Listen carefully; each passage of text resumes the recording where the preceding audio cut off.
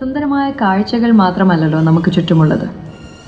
ഇന്നൊരല്പം വേദന തോന്നുന്നൊരു കാഴ്ചയാണ് ഞങ്ങൾ കാണിക്കാൻ പോകുന്നത്. ഒരു യാത്രക്കിടെ കോഴിക്കോട് റെയിൽവേ സ്റ്റേഷനിൽ വെച്ചാണ് ഞാൻ ഇവനെ ശ്രദ്ധിച്ചത്. സംസാരിക്കാൻ അറിയാത്ത മാനസിക വിഭ്രാന്തിയുള്ള ഒരാൾ. അയാൾ സ്റ്റേഷനിൽ നിന്നും ഒരു ചോറ് പണം കൊടുത്തു വാങ്ങി. കുറച്ച് കഴിച്ചു. എന്തോ ശാരീരിക വേദന അവനുണ്ട്. കഴിച്ചു നിർത്തി അവൻ പലരോടും ആ ചോറ് വേണോ എന്ന് ചോദിച്ചു. അവിടേക്ക് വന്ന പോലീസുകാരെ കണ്ടതും അവൻ ട്രെയിനിലേക്ക് കയറി. അവൻ അവരെ സൂക്ഷിച്ചു നോക്കുന്നുണ്ടായിരുന്നു.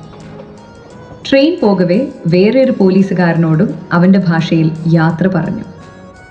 അയാളും തിരിച്ചു പറഞ്ഞു. ഇടയ്ക്ക് എന്നോട് വെള്ളം വാങ്ങി.